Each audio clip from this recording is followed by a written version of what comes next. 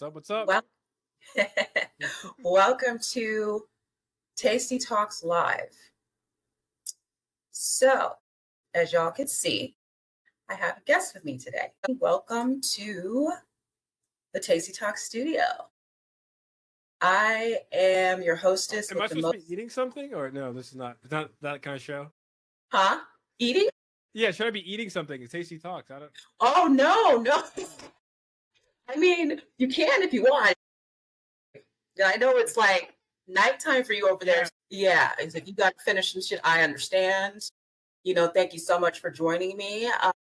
But no, Tasty Talks, I don't know, just came to me in the shower one day. And like, I'm a sensual person, like about the senses and stuff. So like, it just kind of rolls off the tongue for me. And it's just like, okay, Tasty, like now it's revamped. Now it's Tasty Talks, Tech, Wrestling, and Life. And then I actually yesterday brought something along called Tasty Tidbits that I created before. Yeah, okay. So those are like kind of like bite-sized, like half the time of this, like half episodes, usually just me. But yeah, so as y'all can see, I have Dan here, Dappa Dan. I am with one of my favorite, because I had another favorite on. Yeah, you see this every episode. Like, yeah, my favorite. No, I have like a top 5. And you're definitely, you and the other person are definitely the top 5. So that's why I can say, you know what I'm saying? I am here with one of my favorite Web3 content creators. He is the host of Hackathon Heroes, which I've been a part of. Yes, you have. And also he's part of the Developer DAO community and is one of the funniest, most creative content creators in the Web3 space with impeccable style. Wow. Okay, I won't take all those titles, but yeah, I mean, if you say it, I'll take it. Well, in my humble opinion. Yeah, sure. He is known as you can see, he is known as Dappa Dan, who spreads developer joy all over social media. And now he is on Tasty Talks Live with me for the show today. Thank you so much. Yes, thank you. Thank you so much for making the time. I know we're in totally different, like it's like after 8:00 for you, and like yes. And it's like 11:40 for me. The world is crazy. Very big. It's a big globe. It is totally crazy. For those of you watching, thank you for watching. I'm going to go ahead and jump right into it so I can be mindful of Dan's time, as it is evening time. And I know in the evening, I like to kind of wind down from the day and all that good stuff. Jumping right into it. I don't know if I told you this. I think I might have told you when I was on Hackathon Heroes. Okay. That it's interesting. And I was drawn to you. Well, I was drawn to you for a couple of reasons. One, your profile photo. Oh, yeah. Everywhere with the typing. I'm like, yes.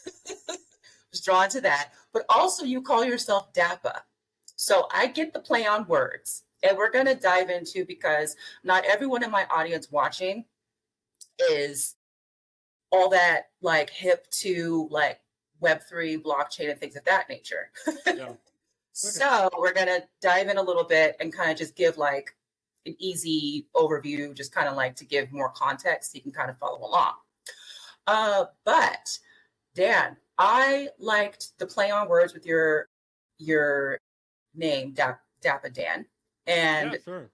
I really I gravitate towards that because for a minute, when I was kind of stepping into Web3, I called myself sassy, like SaaS, like software as a service. Ah, okay. Sassy and dapper. Sassy and dapper. So you were both? Yes, because with the play on words, because I was at the time like, this is when I was still like in business development and sales world. And I was leaning into doing that for like SaaS software for SaaS companies, for SaaS startups.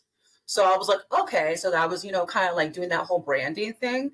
But then, and dapper, because, I'm embracing duality. I came out as bi, like when I was in Phoenix. And I was kind of like, I said both to kind of like embrace the duality of things. So that's why, yeah, I see it. yeah. So that's why I was like sassy and dapper for a bit. So how did you? Sapper? No, no, that would have been kind of like sappy, like Sappy? Yeah, maybe I don't know. Yeah, that'd be kind of weird. yeah, I'd be like like nah. No, so that's why. So how did you come up with Dappa Dan?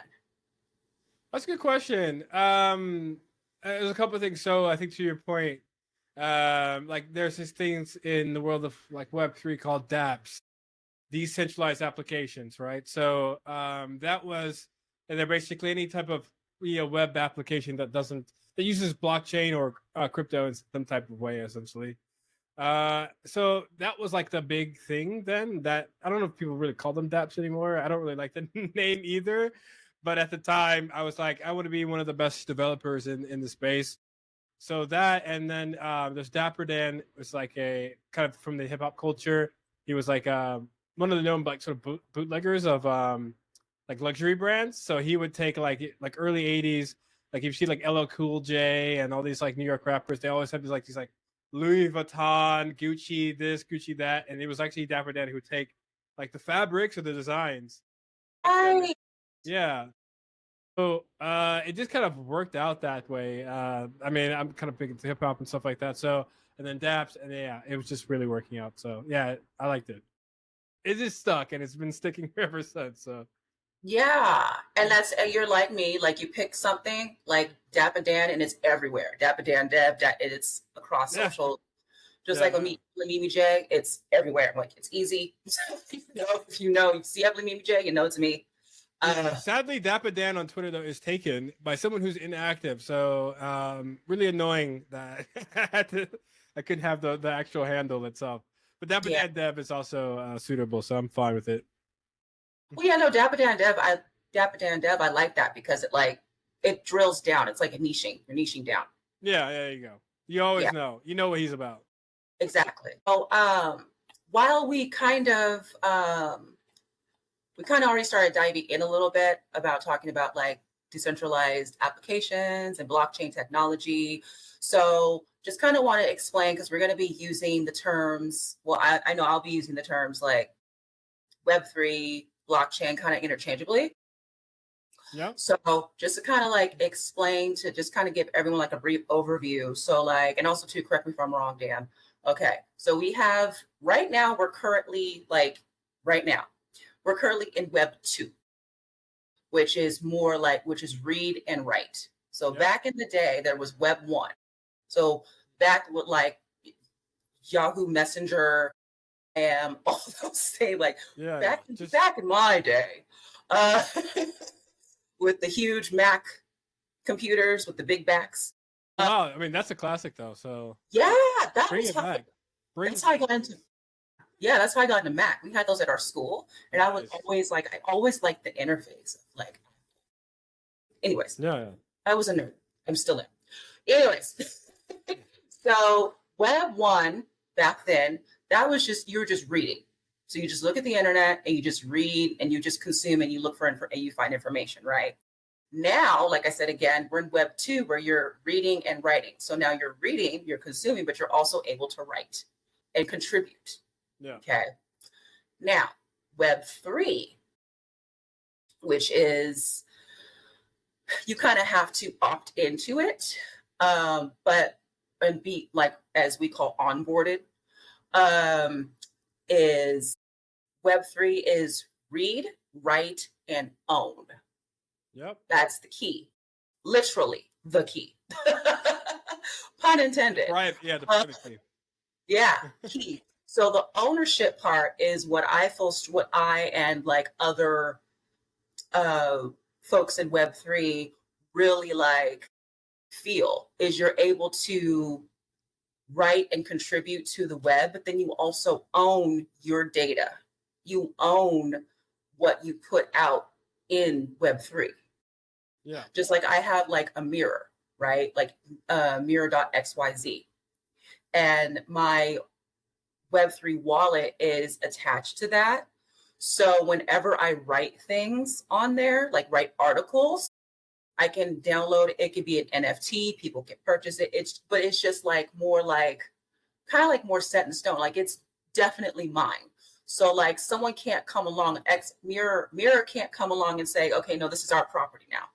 Like whereas Facebook or even X or Substack as well. Substack is like the best direct comparison. They constantly take people down and censor people or whatever. Like they make new rules and stuff like that. You just have to live by it, you know.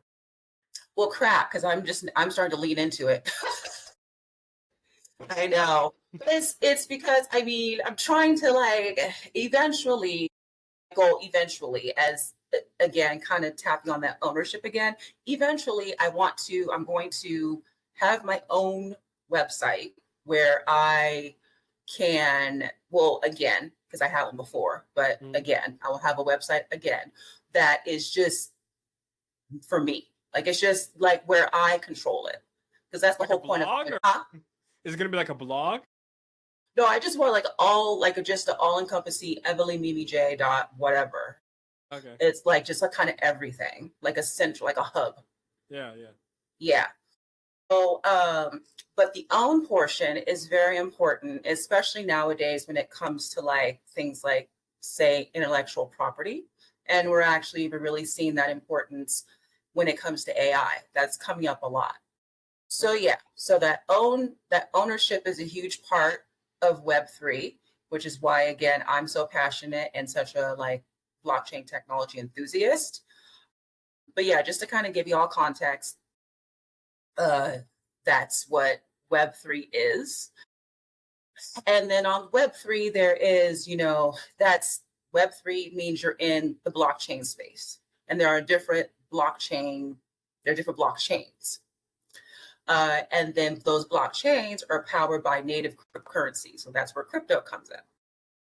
So just kind of giving everyone that context. It's all making sense now, finally. Right. Good. I'm glad, because now people say, they kind of click. Yeah. So Dan, how did you get into Web3 and discover Developer DAO? Yeah, so I've always been like a person that loves new technologies. If you give me an option to learn, like become an expert in old technology or learn something new, I'll probably learn something new. And at the time, it was around 2019.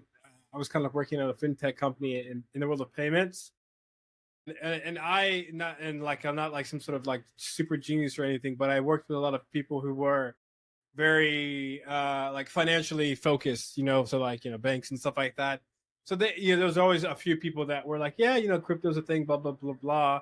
But I never really got into that from like an investment standpoint, but more from a developer, like what can you build on it.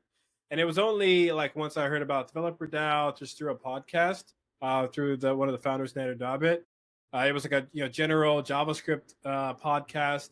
So it wasn't like Crypto Pill that was looking at it. He was just explaining about like this new kind of like what we call primitives, or just ways you can actually build things. That's like completely like new to web development, but also just any type of software. So I said, okay, well, if I want to get into this thing, and I'm a developer, there's this thing called Developer DAO. I have to be there. Like, where else am I going to be? Mm-hmm. So yeah, he was like, the podcast go on, and it was like, yeah, you should, the way to join is you mint this NFT. I had no idea about minting NFTs or anything like that, but I was like, okay, I will find a way to get in this thing because it seems new opportunity to like build something great. So I speed ran my onboarding process of just trying to figure out how to like mint this NFT and got like a MetaMask wallet, it's like one of the wallets there. And yeah, it's been like as I say, like the rest is history in terms of like being able to contribute to the DAO. We had a whole like Web3 online conference that was really great for at least my personal journey in this space, because I got to meet both our sponsors, all the big protocols at that time, and all the people who were like, really wanting to contribute in some way from like a education and content, because everyone applied to be speakers, so they obviously wanted to do something here, be a positive contribution. And yeah, that's been like my journey so far. And then now I was doing a lot of technical writing for protocols, and now I do a lot of video content. Yeah, awesome. So my next question, you missed the Bitcoin train then, huh? Missed the Bitcoin train. Yeah, I mean, no. Like the thing was, I actually got. I mean, I'm on the train, but I got there really late. But Mm-hmm. I don't really care. Like I view it as like, I'm kind of Ethereum aligned, like in terms of like the chain or the environment, like culture, I guess as well. Yeah. And so I was like, oh, it's like, oh yeah, Bitcoin's a thing over there. But then I noticed like all my friends, if you're in this industry for a certain time, they all own Bitcoin. So I kind of just started buying it just because it's kind of like a hedge on the future. Like as an industry, if the industry grows, like Bitcoin is also going to be probably Yeah. something. Yeah, and it really has been growing too. Like even like ordinals and things of that nature. Like it has been growing. So yeah. So I guess you're never too late. In Web3, that's the one thing I think you're never too late. If our original ambitions are, if we reach those type of ambitions, I mean, the future, the long-term future is like, a 20-year time horizon, right? We're not talking about 5 months. So in 20 years, who knows what the value of those sorts of things will be. For sure. For sure. Yeah. I know one reference one show of reference that I've been telling people about lately when it comes to like Web3, like just like whole like crypto and everything is Mr. Robot. Have you seen that show? I think I watched like the first 2 seasons, and I think there's like a third, and I kind of gave up on it after that. But it was a good show from it was the a good time show. that I watched it. It did get kind of in the middle of the season. It did get kind of like weird. It's one of those shows where like they're popular shows, like they get really popular, and then they're like they didn't probably plan on it to being that popular, and then they're like, what do we do now? Yeah, for sure. That's a good way to describe it. But yeah, no, because there are like references to, I mean, all throughout, like with the coins and everything and like crypto. So I've been kind of like telling people like lately to kind of like watch that show and just kind of watch for like the little cues. And I know that like a lot of people have been of course, still there's a lot of just kind of confusion about blockchain, crypto, Web3. The one thing that as I'm learning, I want to demystify some things. Yeah. So, I mean, everybody is kind of like, especially like me being like a cybersecurity major. I'm really like, I want to get in and, protect Web2, but also like really try to get in and protect Web3, maybe use blockchain as kind of like a way to protect Web2. But then I also want to like preserve blockchain technology but I think it's already kind of, and I'm not going to get on a tangent here, but I think it's already kind of, the wrong people are looking at it.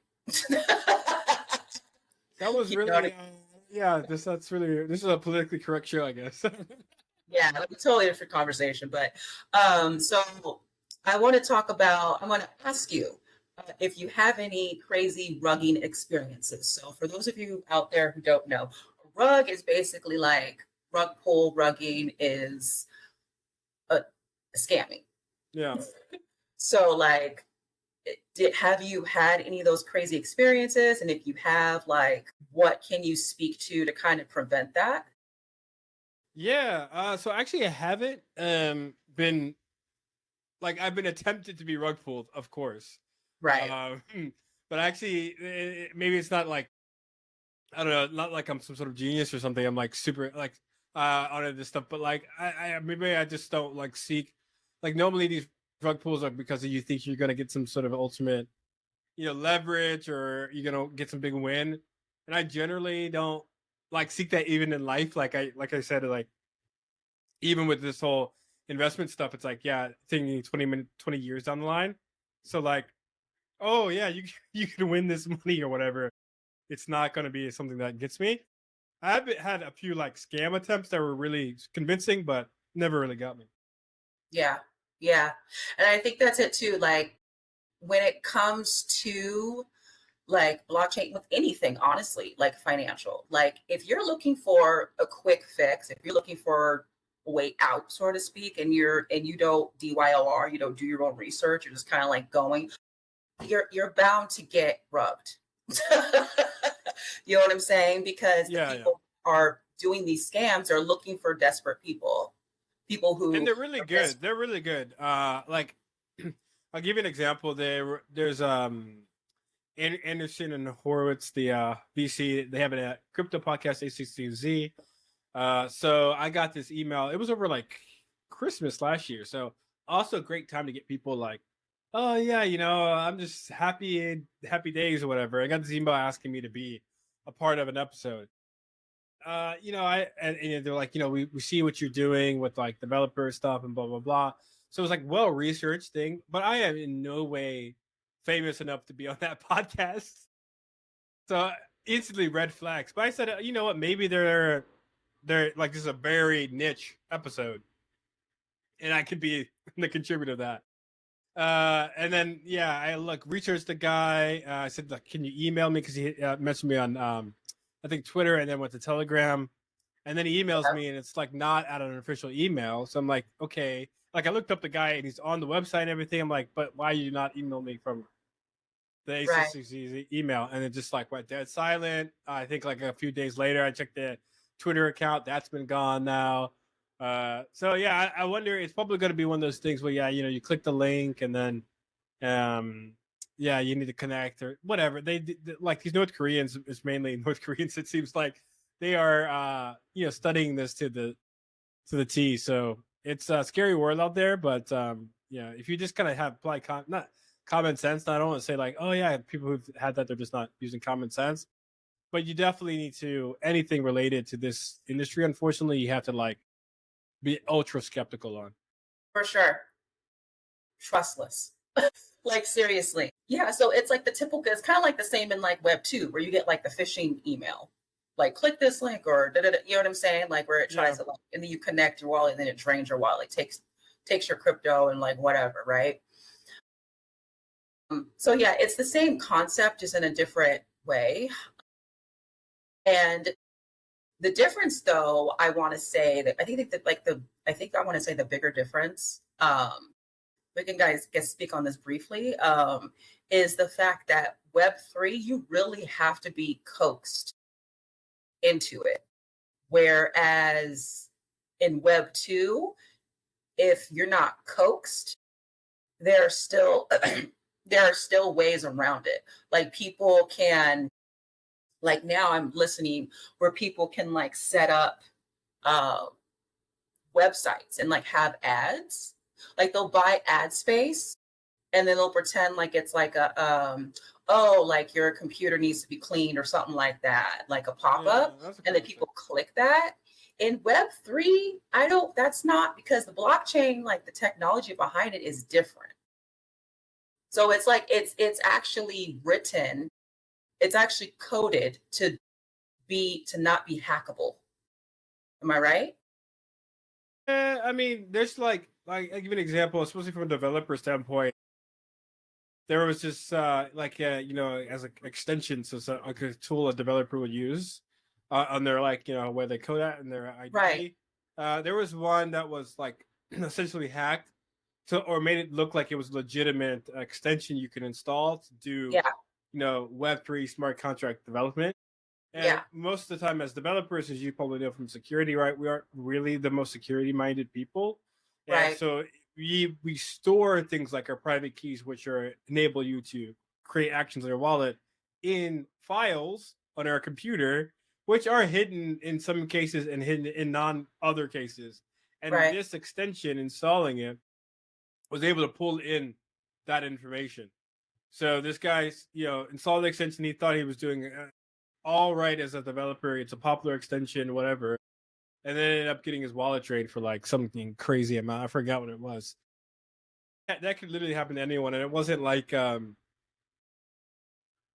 just click this, link. It was just like, he thought he was really doing right. It wasn't really obvious at that time. So. Right. But that was like a Web2 like extension, right? Like that was a Web. No, it was a Web3 extension. It was a Solidity linter, basically. So way you can make your Solidity code, so the code of smart contracts look good in your. Oh wow. Yeah.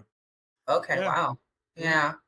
So yeah, it's just very important to just DYOR, do your own research, ask around if you're not sure.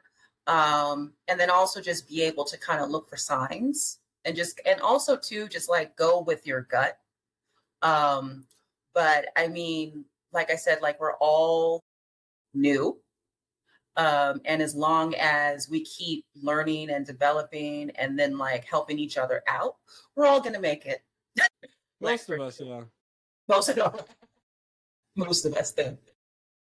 So I noticed that so as a Web3 content creator, I noticed that, and I even tried it too, was Unlonely. Do you have any other like decentralized live stream platforms that you use? The reason I'm also like asking about this and curious, I've used a few myself, but especially now with like kind of like centralized social media, kind of like freedom of speech and everything's being questioned and people are, Yeah.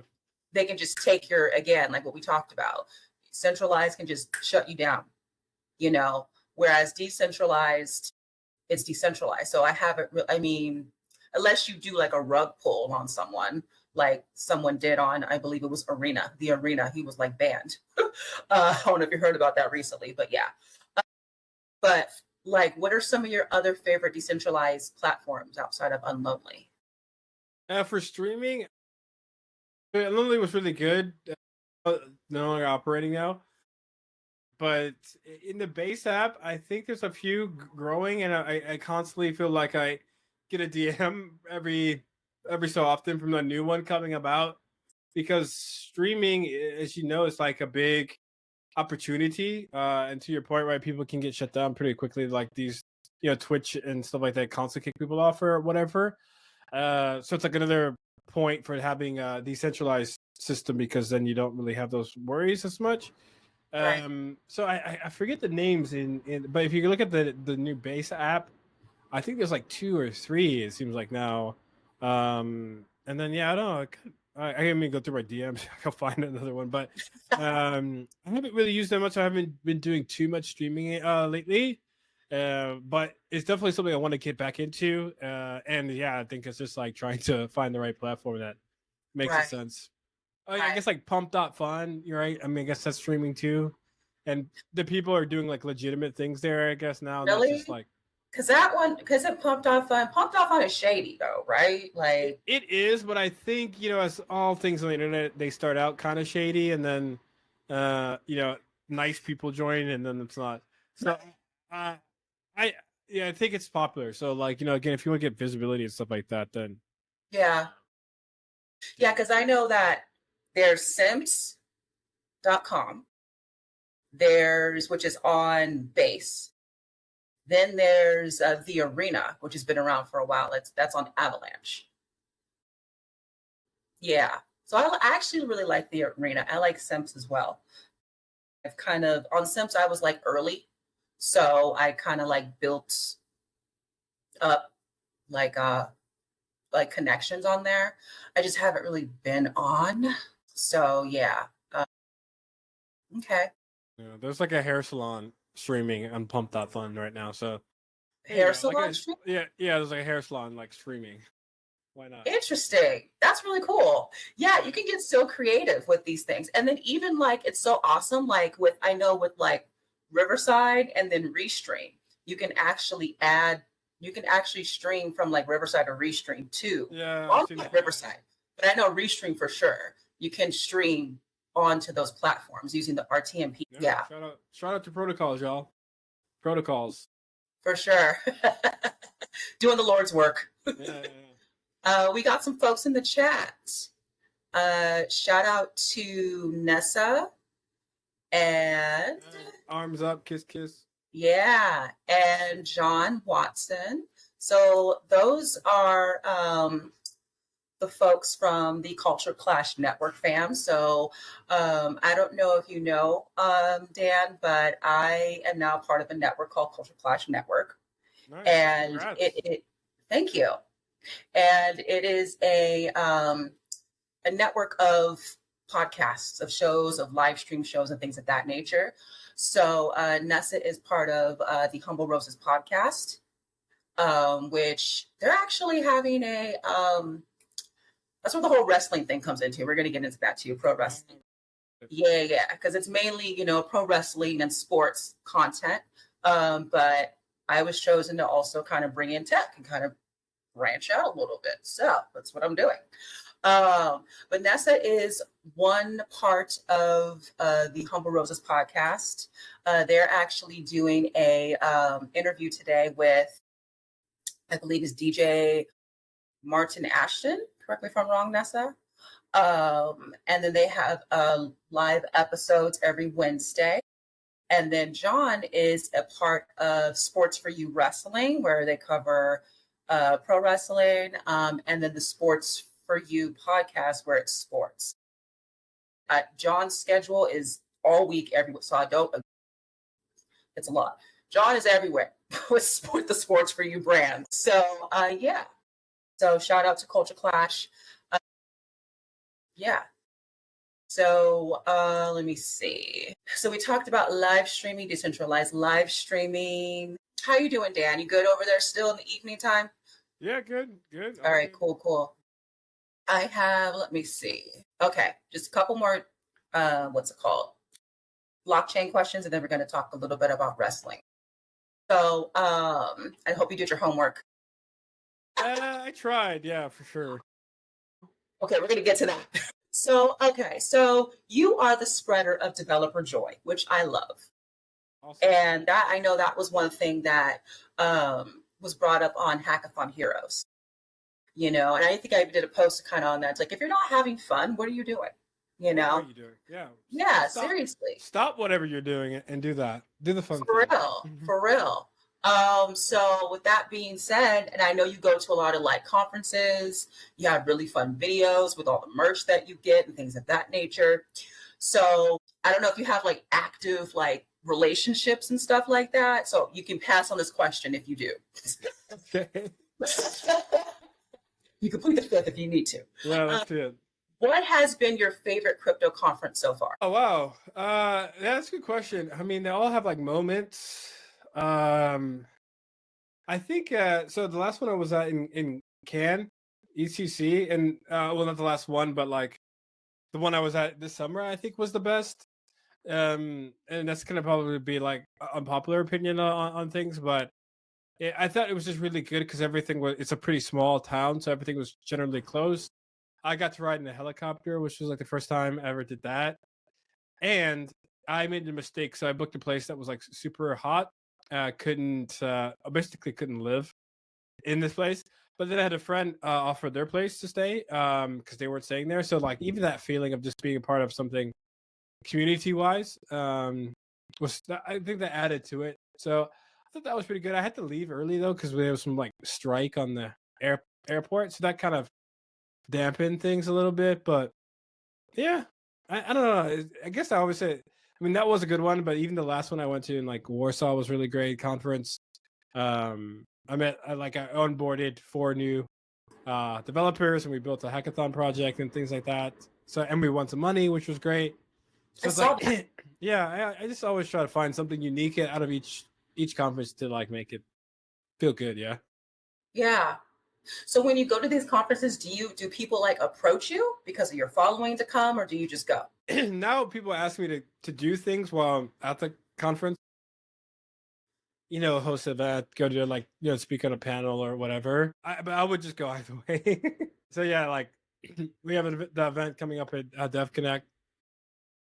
Constantly, there's already feeling I'm gonna have a full schedule of things to do. Which is fun. I really appreciate it. So I'm not complaining at all. But it's definitely different. Let's say 2 years ago when I was just random dude. Right. Well, that's the life of a content creator, right? You get into the game, and then at first you're kind of okay, you're just going, for content and experience and whatnot. And then once you start just doing the damn thing, then people come up to you and say, "Hey, would you like to do X, Y, and Z?" And then it's yeah, sure. Yeah, that's really cool. I'm trying to get to that level. If I can do it, I think pretty much anyone can really. So, question before we get into wrestling. Where do you think crypto and the blockchain are headed in 2025 and beyond? That's a good question. I'm really bad at these type of predictions, to be honest. But I do see the world with like these like stable coins and stuff being the probably like a good vehicle to onboard more people. To me, the whole idea is pretty obvious, right? We need like digital ways of paying people and stuff like that. And if you can have something that makes sense to people, which stables do, I think that makes sense. So I think I just see a lot of that. I see the world of AI also very much being merging of those things as well. So For sure. a lot of people are looking at how do you have agents paying for things, paying other people, and the public going to prefer digital currency over something else. So you need to have something like that. So yeah, I'm very optimistic about the future. So I guess I can kind of leave it at that. Yeah. Okay. So now we're getting into the wrestling talk. So most of y'all watching, well, except for those on LinkedIn. LinkedIn doesn't know. LinkedIn So wrestling. They know. I haven't been really like that active on LinkedIn, but now that I'm like a student studying cyber and things of that nature, like I am getting back into it as far as like connecting with people and branding and whatnot. Okay. So yeah. So I am a professional wrestling fan. You're gonna say you're a professional wrestler. I was like, whoa. No. I believe it. But I am a fan. Like kind of like an off and on fan, not a diehard, but I do like it. And it interests me, and I get to the storylines and things of that nature. Like for me, it's like it's art. It's like theater, but with violence. I think someone described it as that, and I was like, yeah, that's a really good. It's like your favorite soap opera, but they fight.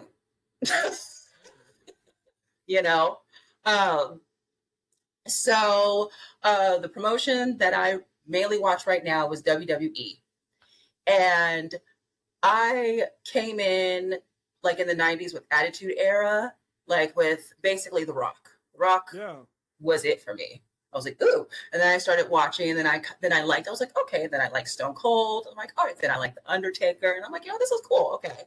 So then I was kind of like off and on. Then I came back for the Divas era, like the Bella Twins, and came back for that a little bit and watched the show Total Divas. I love that show, by the way.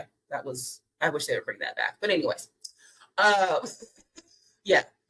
and then left again. And then recently, I want to say it was like what? Oh, I was in Houston. So it was like 2023. My now ex-girlfriend is heavy into wrestling. Well, she likes all sports. Like same like me. I watch sports. Her things were wrestling and football.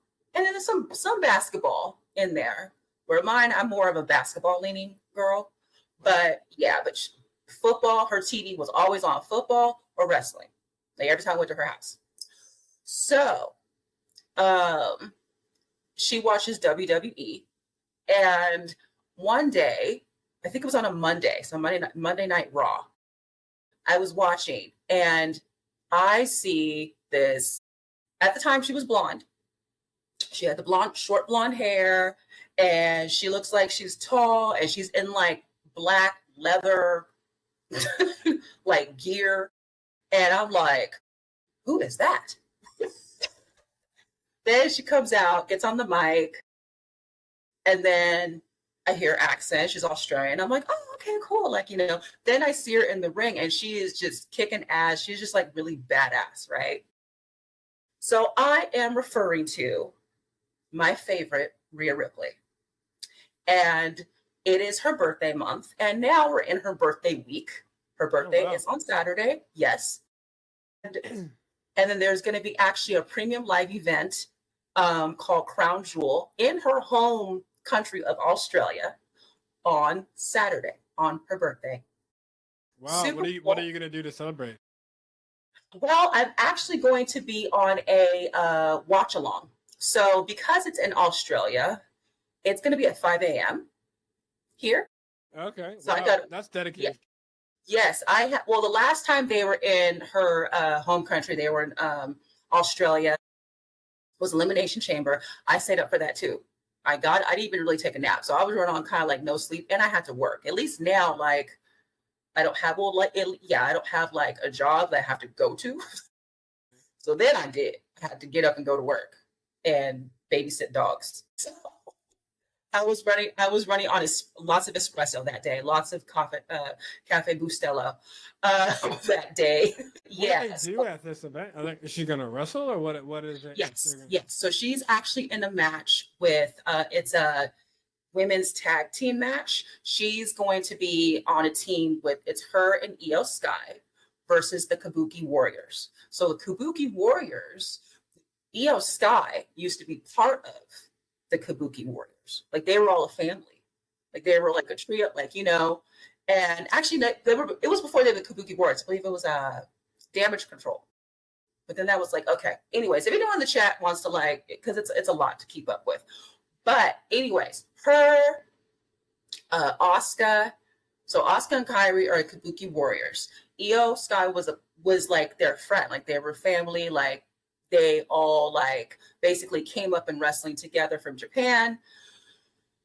And then Io Sky became the women's world champion. And then, but I believe Asuka was out on injury, and then she came back. And she like, I'll have to drop from my vault because I never dropped it, but I kind of did a take on it. And like, she came back and she just wanted to be like the HBIC. She wanted to kind of just, and even like in the dynamic between her and Kairi, she's like bossy, and it's basically like a toxic relationship. You know what I'm saying? Like a toxic, yeah. So just recently, Kairi and Asuka, well, not so much Kairi, but more so Asuka, turned on Io because Rhea tried to warn Io about them. She just kind of didn't really, she was just like, she kind of saw some, she was like, I don't know if you can trust them. And then granted, Rhea was actually betrayed as well. So she kind of understands, now she understands and can see stuff. So she's like, I don't think she trusts them. And Io was like, you know, well, they're my family, blah, blah, blah, blah. And so just recently, now it's like, okay, now it's set in stone. Io's like, you know what? Nah. I'm tired of this shit. You know, so she's teaming up with Rhea. And it's Rhea and Io versus Asuka and Kairi Sane. That's going to be their match at Crown Jewel on Saturday. Okay. So, yeah. And I actually have another take on that too, which I'll probably address tomorrow on my morning show, maybe a post about it or whatever. But I kind of have, wheels are in my head are kind of turning. But anyways, so the homework assignment that I gave Dan is because I dubbed this month Rhea-tober. Granted, everything going on. Rhea's birthday, she's my favorite, Crown Jewel, all the things. So it is Rhea-tober. Plus she's a big like Halloween girly anyway. So everything just fits. It just makes sense. It is Rhea-tober. And because it is Rhea-tober, I asked Dan here to look up Rhea Ripley's matches. See if you can look up some matches. It's not too hard to find. Okay. Look them up. I'm going to go ahead and say I didn't do all of this. Lord. But what about the friend who you said that you had who's obsessed with? You didn't ask them. The thing is, so I understand why people are obsessed. Is that was the point, right? Like that was the whole idea, was that I could get appreciation for why people are obsessed with her. Is that it? Well, yeah, I just wanted to ask you, like, because of Rhea-tober, like, if you had seen any matches of hers, like, which ones stand out? Yeah, that's a really deep question. I can't say. I definitely seen some highlights or something. I mean, I've seen a YouTube compilation. Okay. The YouTube compilation. You're asking for way too much. No, I remember when she hit that other lady with the lady with the elbow and all. Like, come on, I'm not. I don't know these things. Huh? I don't know any of these people and what they are named. Can you describe for us? Maybe you could have sent screenshots and been like, "Who is this person?" Sorry. I understand why you appreciate. That should be enough. I think that's a big part, right? It's like just to understand why people like things. That's what you get. Okay. I mean, if I had to give you a grade for this assignment, It's passing. Whatever the grade you give me, it's still passing. not you telling me what grade to give you. Like, you're gonna pass me. I wrote the test, so this is how you have to do it. Oh This is how you Lord. get ahead in life. You write your own test. Man, you're not how you can't. Fine, I guess you get a peck. Like, no. Yeah. I'm pretty proud of myself. I'm not. I can't believe that. Ugh. Ugh. All right. Well, that is going to wrap it up. We wrapped it up on the note of Dan not doing his Rhea Ripley homework. Or did he? That's a better question. Leave it up to the viewers to decide that. Or what? Or did he? I mean, You said like. No, but I mean, it sounds like I might. But the assignment I gave myself was to make sure that I understood why you appreciate her and why other people do. But you don't Anyways, go on.